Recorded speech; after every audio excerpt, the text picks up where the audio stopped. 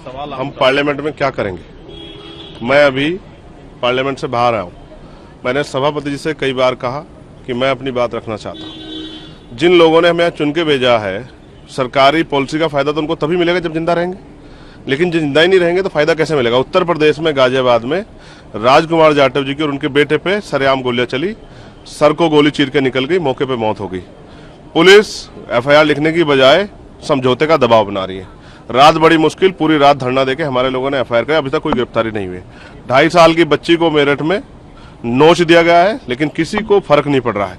उसका परिवार रोता फिर रहा है, कोई सुनने वाला नहीं। उसका परिवार एविडेंस खुद इकट्ठे कर रहा है, बच्ची के कपड़े, खून से सनी हुई जगह और वो गड्ढे जहां उसको दबाने का इंतजाम था, कोई सुनने को नहीं उत्तर प्रदेश में।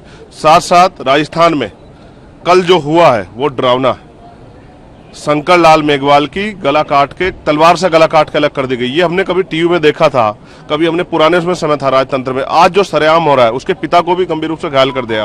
वो आरएमएल में किस तरह से जो है, एक आरएमएल में यहाँ है और एक दूसरे वहीं राजस्थान में अपना इलाज करा। ये जो दुर्दशा हो रही है, हम क्या करेंगे पार्लियामेंट में अगर अपने लोगों की आवाज नहीं उठा सकते हैं?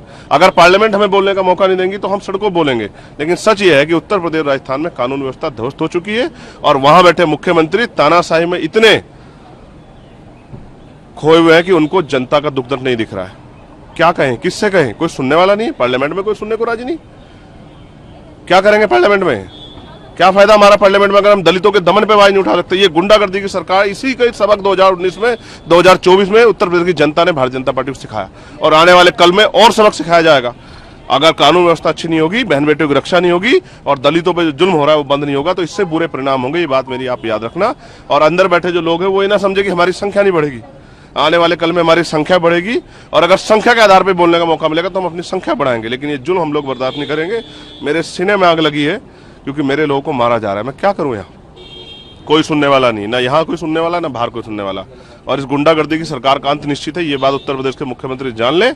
आप जो कर रहे हैं, चाहे नौजवानों के पेपर लीक हो, चाहे बहन बेटियों का अपमान हो, चाहे आपकी गुंडागर्दी, तानाशाही, घोटाले 69 शिक्षक भर्ती में, इसका खामियाजा जो है भारतीय जनता पार्टी को और आपको दोनों को भुगतना पड़ेगा। चंद्रशेखर जी, कानून व्यवस्था की आप बात कर रहे हैं। उत्तर प्रदेश सरकार ने एक फैसला किया था और उसे भी व्यवस्था का हवाला दिया था, जिसको लेकर के सुप्रीम कोर्ट ने रोक लगाई थी। कांवड़ यात्रा का मैं जिक्र कर रहा हूँ। आज पिटीशन दायर करते हुए उत्तर प्रदेश सरकार अपने फैसले का बचाव कर रही है। वो कह रही है कि ये ट्रांसपेरेंसी बरकरार रहे, इसके लिए ये किया। जो भर्ती आ रही है उसमें भी ट्रांसपेरेंसी रख लो। 69 शिक्षक भर्ती में 20,000 पदों घोटाला किया है, 6,800 नियुक्तियां आपने जारी की थी, उसका भी, उसमें भी ट्रांसपेरेंसी रख लो। कहाँ का ट्रांसपेरेंसी रखोगे? ट्रांसपेरेंसी सिर्फ जो है दलितों, पिछड़ों, मुसलमानों बांटने में नजर आती है, उसके अलावा नजर आती है। मैं फिर आपसे कह रहा हूं, अगर सुप्रीम कोर्ट नहीं होता तो शायद उत्तर प्रदेश सरकार कभी ये मान पाती कि उन्होंने जो फैसला किया था, उन्होंने जो ऑर्डर पास किया था वो गलत था। ये मैं कह रहा हूं, इसको ये निहायत सड़े हुए गुंडई के फैसले, इनका जो है इंतजाम उत्तर प्रदेश की जनता करने जा रही है। और आप देखना उपचुनाव में भी सूर समेत सबक जो है भारतीय जनता पार्टी को जनता सिखाए।